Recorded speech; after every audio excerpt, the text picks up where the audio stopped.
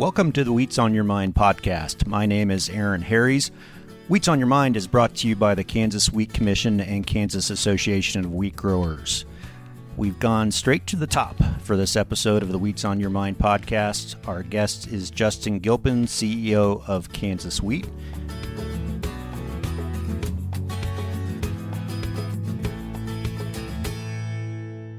Justin has been CEO of Kansas Wheat since 2009. He is a graduate of Kansas State University's Milling Science program within the Department of Grain Science and Industry.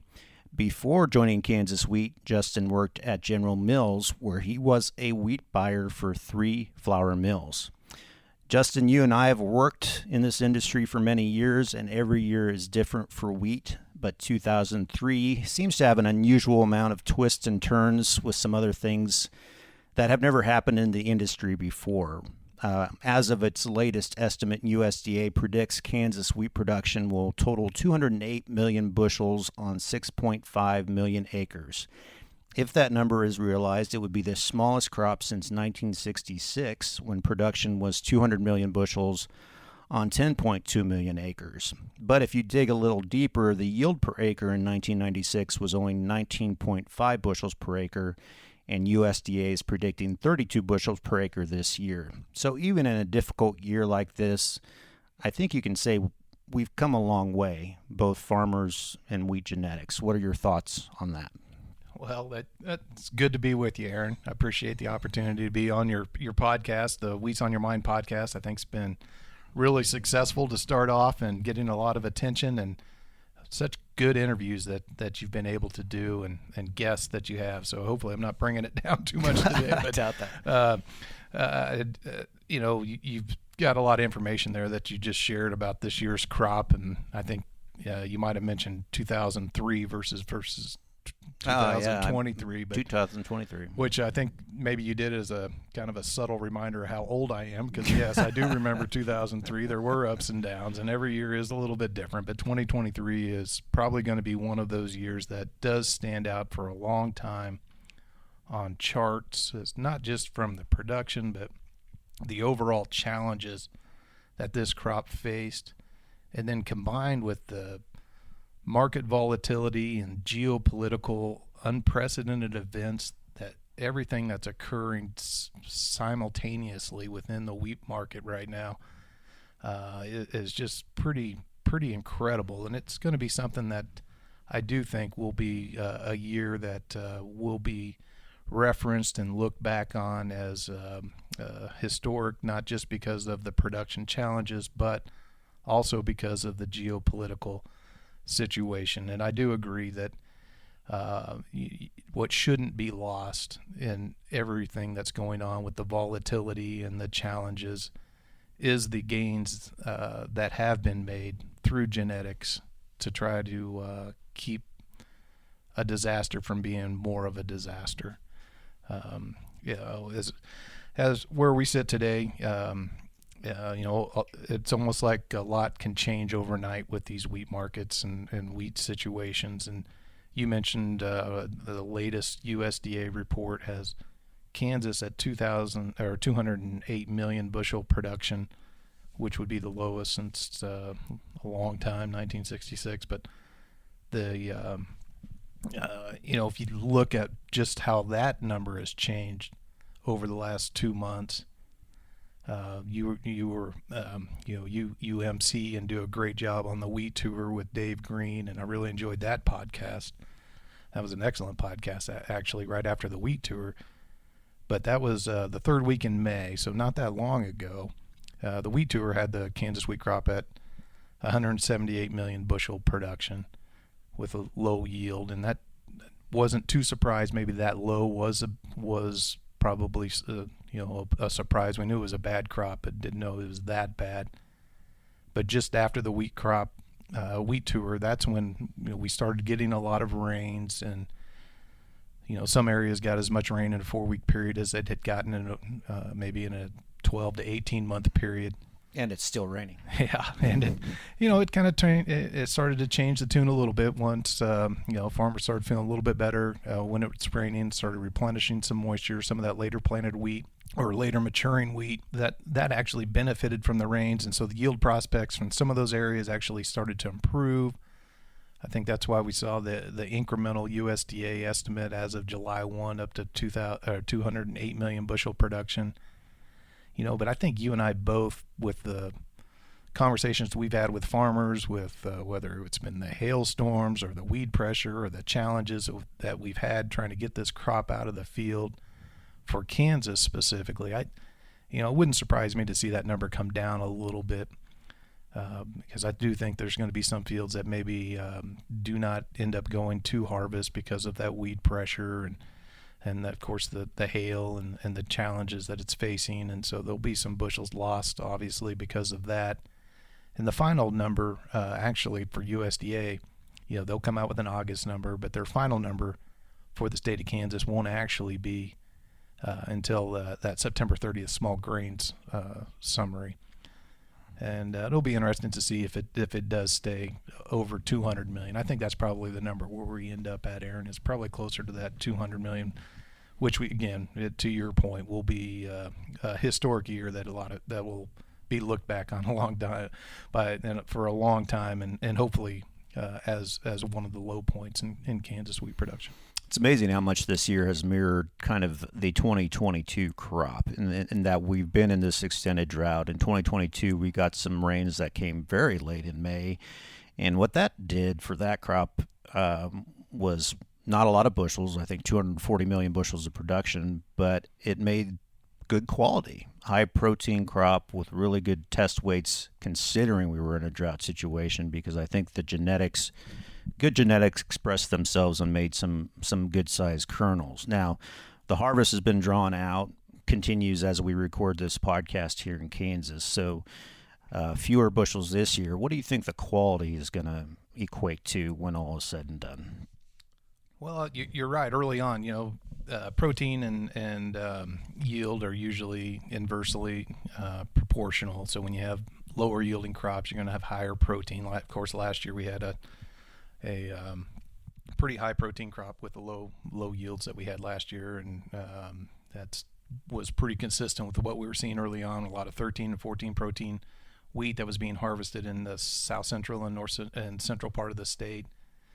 As we got further west, that saw a lot more variability with the proteins, from 10 to 14, but still on that high end range. And the early comments we're hearing from industry is that it's performing adequately, similar to last year, maybe not necessarily the strength with the same amount of protein that we saw last year. Protein, as you have in a lot of your presentations, a lot of the research that you work on, I've heard you give in your presentation where you make the comment there's so much we don't understand still about protein and how it's made and how it performs. But we are seeing that protein, with having demand with the protein plants that are going online here in Kansas, the bakers that are becoming more industrialized, that are wanting more protein with their wheat. So hopefully that they'll see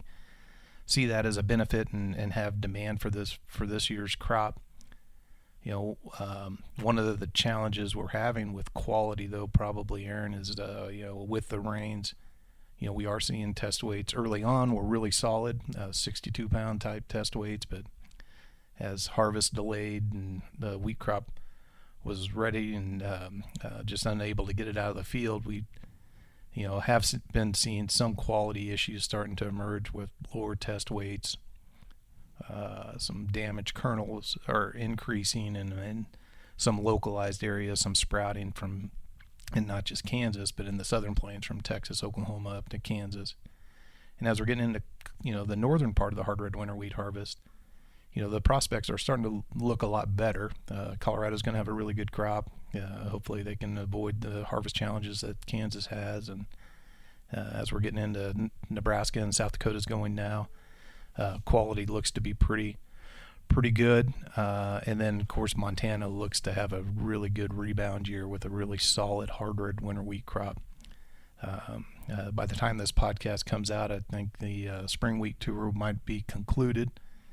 Ultimately, what that protein market in the United States, it really doesn't get defined completely until that spring wheat harvest is complete.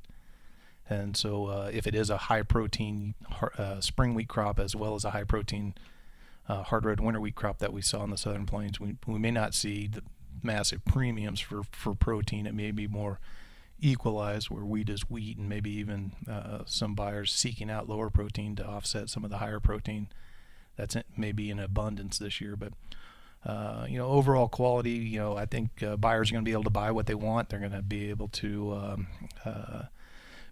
source it, but it's certainly going to be an interesting year. And early on, quality was really solid. I think we did dip a little bit as we got in with the delayed harvest, but I do think that we'll see some good quality as we get further north too. Well, let's talk a little bit about the dynamics of the different classes of wheat. So we're going to probably have, like you said, a higher protein hard red winter and probably a higher protein spring crop. At the same time, we're seeing probably a huge, almost a record soft red winter wheat crop in the Mississippi, Ohio Valley, east of Kansas. What opportunities or what challenges does that present to the industry, the milling and baking industry in the United States?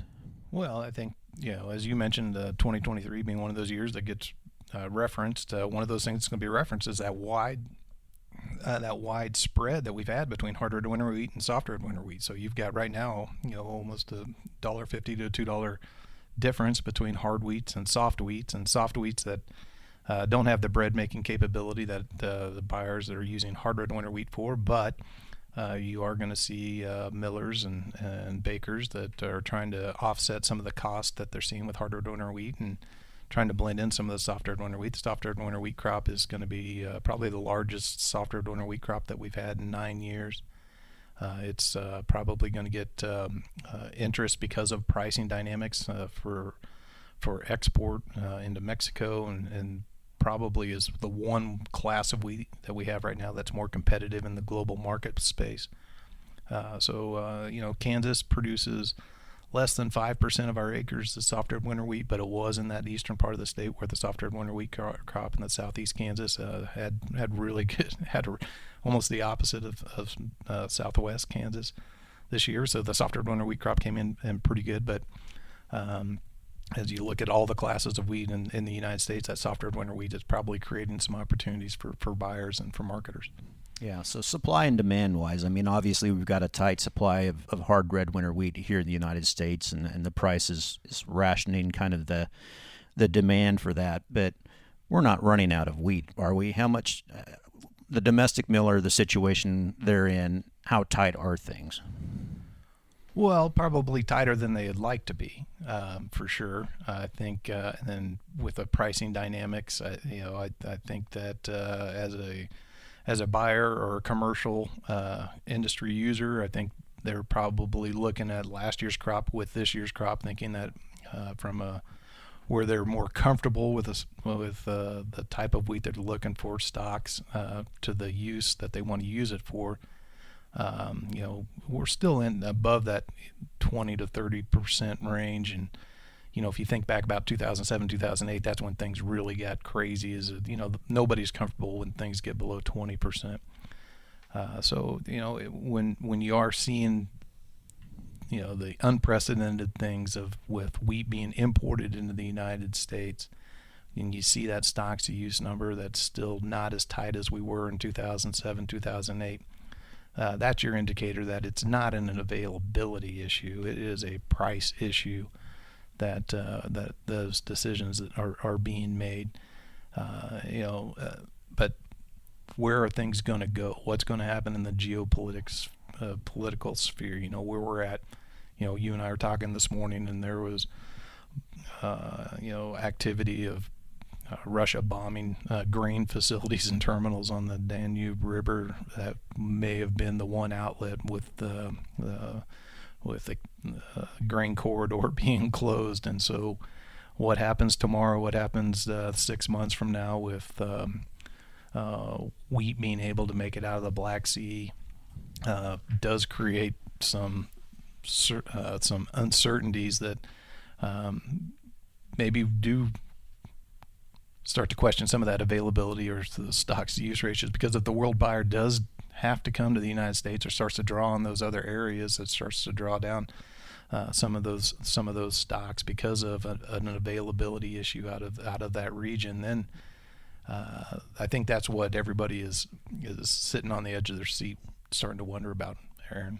Yeah, so we'll get to the whole European situation in just a second. Before we do, our exports right now are pretty low, as you would expect with the situation you just referred to. And I like you often refer to Mexico as just an extension of the U.S. wheat domestic marketplace because of the free trade agreement we have here in North America. So when you think outside of what we're exporting to Mexico right now, there just isn't much else in the game, is there? Well, there's off the West Coast, we're still doing business into Asia. I think out of the Gulf, things are pretty stagnant. But I think the futures market, if you look at why what the future market is doing right now, is it's trying to ration hard-red winter wheat exports. And so if you believe in markets and if you believe in anything at all, that's what the market is trying to do right now, is trying to, knowing that stocks are tight, knowing that there's uncertainty around the world, that the United States exporter is in the market is trying to ration that export demand. Mexico is our number one buyer of U.S. wheat right now, but those numbers are off some as well. But it's just going to be a tough year for exports. But that's kind of what the market function is trying to do right now. Yeah. So globally, if you look, and you and I have seen a chart going back 50 or 60 years, historically, Russia or the Soviet Union have played a huge role in impact on global and U.S. wheat prices for different reasons. The war in Ukraine has really affected things right now, so this is that latest incident of affecting prices. So you and I have shared this, but give me your perspective on what you think Putin is trying to do with the wheat market. That's a loaded question. I understand that. Well, I have no idea what Putin's trying to do. If you look back at the history of Russia and Russian wheat production, if you look at when Putin came to power in the early 2000s, one of the things that he came out and said in the early 2000, I think it was 2004, was that they certainly wanted to end their dependency on the West for wheat and commodities, and so you saw a very intentional national strategy from Russia to one, become a dominant player on the energy sector, but then also they made a very strategic decision, not just from agriculture, but from a global influence perspective, to try to become a major player in food and in wheat specifically, and his intent was to displace the United States and Canada as the leading world wheat exporters. And in 2017, there's a Financial Times article where he came out and said, "We have done it. We have displaced. We have beaten the United States and Canada." So it was not an agricultural policy. It was not just a farm policy. It was a national strategy on what they wanted to do, and we're in a position now where you're seeing how they're going to leverage that dominant player in the energy sector. What's happening just overnight and this morning, how they can try to use means to leverage global food insecurity. And so that's, I believe that's part of what their strategy is. One of it is to try to create chaos, and one of it is to try to create leverage to manipulate their own means. And I think that unfortunately, humanitarian efforts and feeding people around the world are going to the ones that are on the front lines of that. And how it all plays out, Aaron, I don't know, but they are going to try to leverage. If they can shut off Ukrainian wheat exports, That's one of the things that they're going to try to use to probably combat and negotiate sanction relief. And I don't know if the world's ready to give on that, but I think that's kind of where things are going and why there's been a strategic intent of them attacking grain terminals and them explicitly saying that even without Ukrainian wheat exports, Russia can be that supplier and replace them. I think that's been obviously very intentional, and it's unnerving when you think about over 20% of the world's export is going to be Russia. So 1 out of every 5 vessels is going to be that's delivering food around the world or wheat around the world is a Russian export. But then to have when they have that control, they are also following it up with their intention of trying to leverage influence and friendly countries and governments. It's a very unnerving place that the world and the world wheat trade is entering into right now.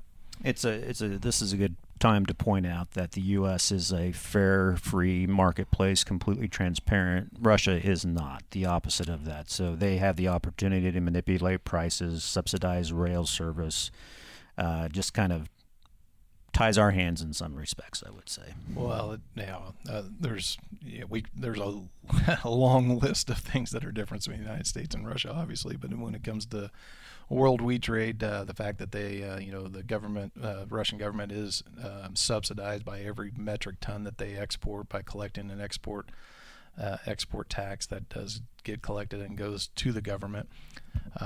So they make money on their commodity exports. But then when you have them also inferring that they're only, potentially may only sell to friendly nations, that is trying to influence how other countries that are in need, that do not have the self-sufficiency of growing their own food production, that are dependent on Russia, will have to be influenced or not be critical of actions that Russia's taking when they're attacking and trying to seize ground from a sovereign nation. So one of the impacts this Russia-Ukraine war has had is the import of European wheat into the United States. Now, the United States imports wheat every year, particularly from Canada. But what makes this so unique? When you put everything together and you look at the United States has imported wheat from Europe this year, I think you have to put it somewhat in context. The United States imports wheat every year, most from Canada. It's 2 to 3 million metric tons from Canada coming in the United States every year. So it's not uncommon for the United States to import wheat. Importing wheat from Eastern Europe is definitely unprecedented, and I think people have heard me say I think it's somewhat opening Pandora's box about what the future direction of what U.S. farmers need to be focusing on to compete against versus what we have been focusing on the last 10 years. I think that focus, because of the optics of this, are going to have to change, and we'll have to have a different approach. But putting it all in context, that first vessels that were traded were going into a Port Red Wing. It's right outside Tampa Bay. It's an Ardent Mills facility that they invested a lot of money in over the past 4 or 5 years, and I think it came to completion over a year ago, and they opened it up. But that facility is specifically designed to take wheat by water. If you think about where Tampa Bay is located, it's located a long ways and is very dependent on interior rail service, and that the cost of moving wheat by rail has just gotten to the point where they wanted optionality on being able to source wheat for that mill. So that the fact that they had invested that money, they have the capability to do it, and so when we first heard about wheat being imported in the United States into that, it wasn't that big of a surprise that they were going to be looking at doing that, because they'd made that investment. They have the capability with the pricing dynamics in the world, it created an opportunity that they executed on. Probably what's more unnerving and why I've made the comment, I think we've opened Pandora's box, is it's expanded beyond just those East Coast facilities that can receive wheat by water, where we're actually starting to see imported wheat coming into very non-traditional areas like the Texas Gulf and Center Gulf that's going to move into the interior. And so again, that the optics of that are not good for the U.S. farmer and the strategic direction of the U.S. wheat industry, and especially when we know it's a price decision, not an availability decision.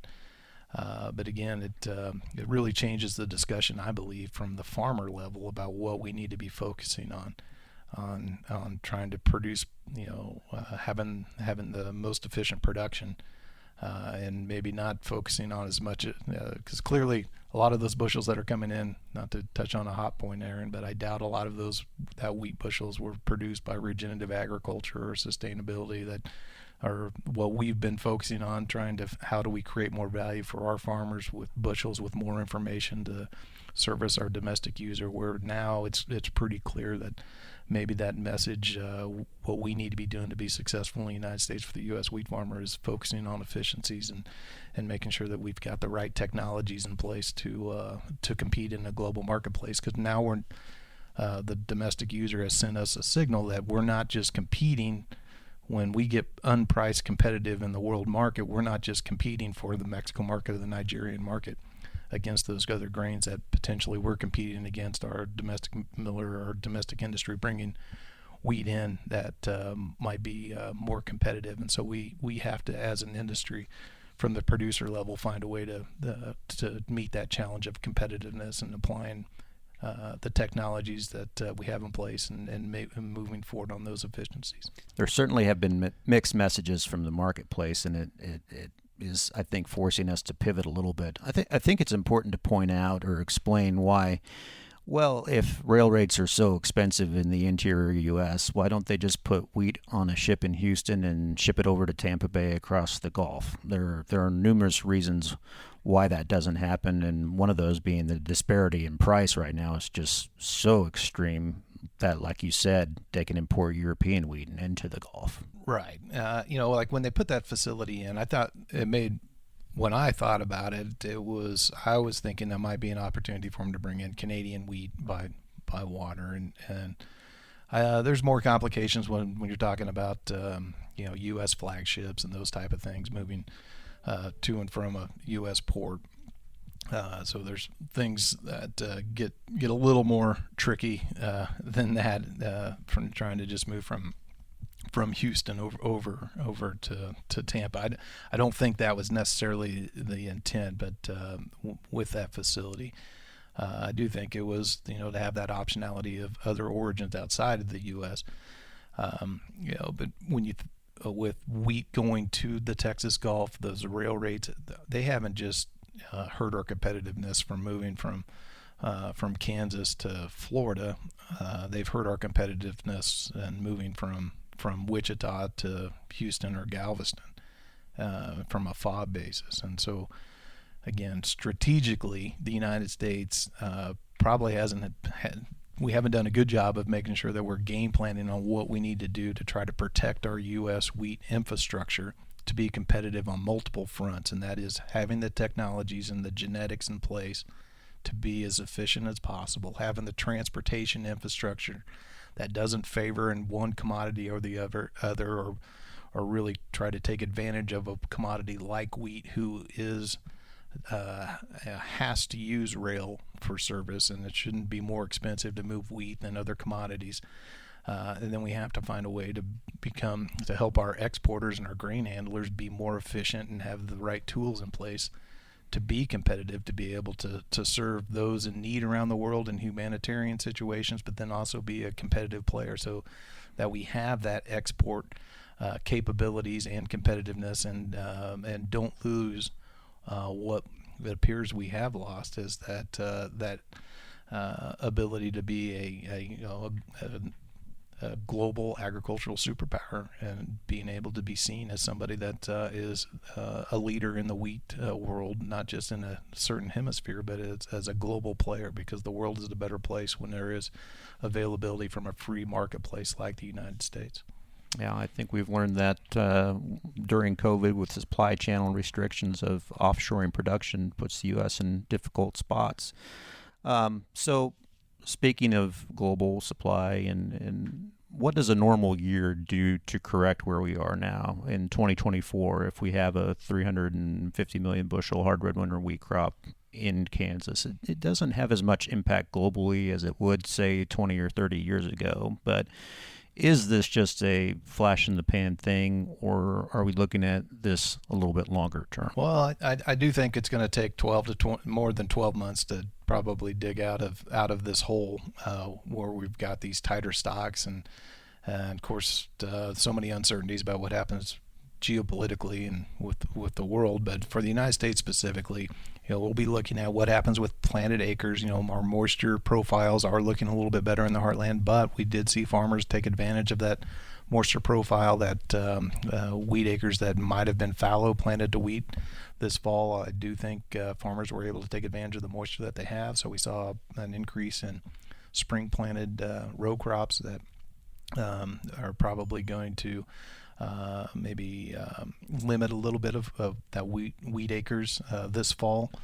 A lot of it depend on what our moisture situation looks like in September and October and what the price of wheat is doing. As we're talking today, things with the uncertainty that's going on in the Black Sea, we are seeing a pretty decent bump in wheat price that will get a lot of attention this fall if prices maintain at these levels. But we're certainly going to need Mother Nature to cooperate. We've seen that the last 2 years.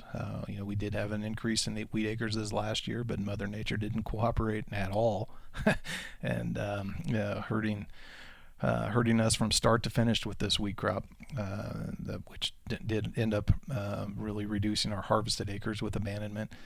So we're going to need prices to stay favorable. We're going to need Mother Nature to cooperate, and we need to start thinking longer term, not just where we're going to be a year from now, but what do we have to be doing to put in place all of the things across the whole value chain in the wheat industry to make sure that we're protecting our national interest and having a productive and successful wheat crop from farmer to baker to consumer. I think another tool other than what you mentioned about transportation and efficiency is food aid to help countries not be captive to that Russian wheat. Tell everybody what Kansas Wheat advocates for in terms of food aid in wheat.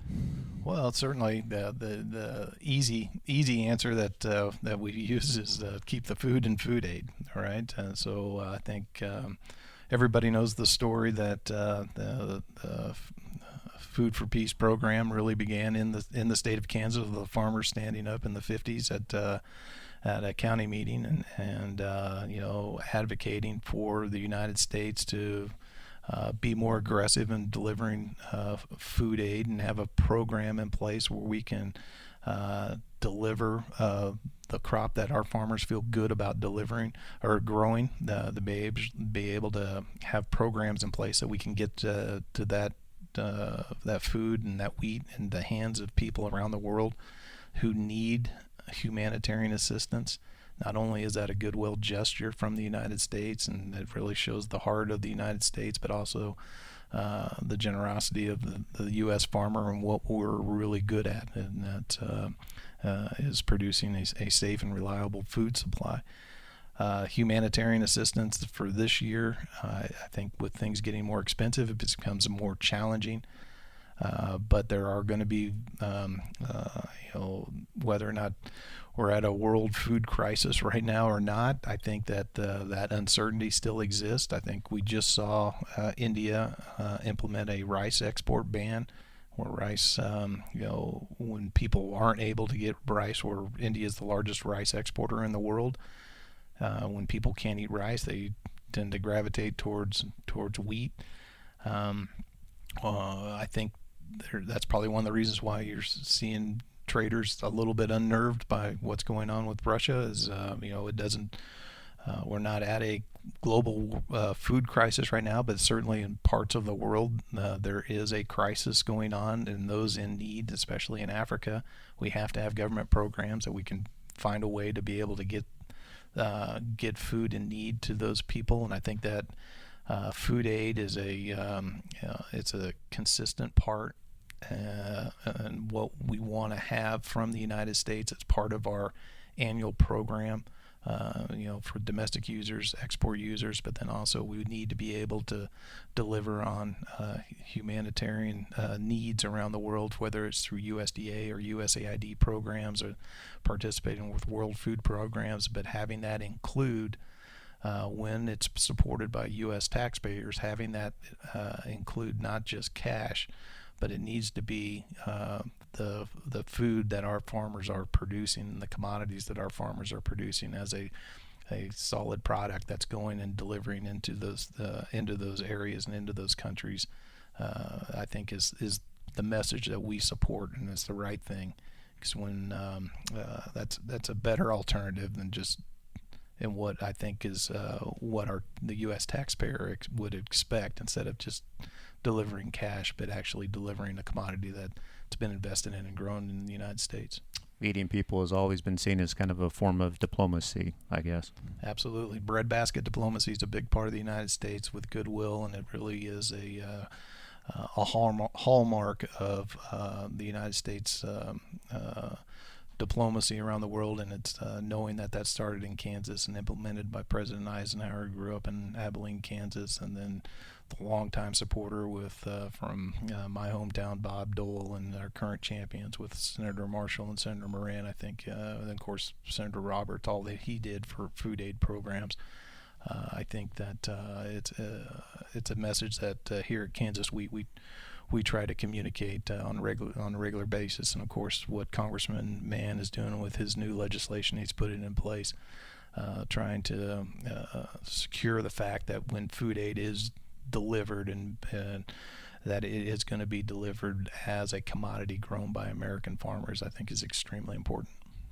Well, as we wrap this up, do you have a message for farmers on what we're doing with their checkoff dollars to help the things we talked about in terms of efficiency and lobbying for food aid and selling U.S. wheat in the global marketplace?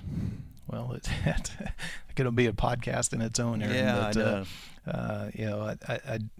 I do know that Kansas farmers are proud of the Kansas Wheat Innovation Center that they've invested in, and the strides that we've made in the past decade, and trying to increase the challenges that farmers are facing through genetics, and trying to get those genetics in the hands of farmers faster, whether it's through double haploid production or identifying heat and drought tolerance.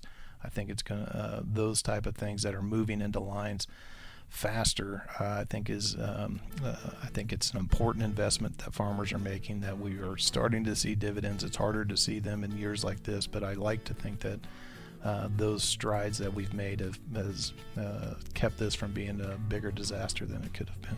Justin, thank you. We'll do this again down the road. Aaron, I appreciate the time, and I really do enjoy your guys' podcast here. It's fantastic.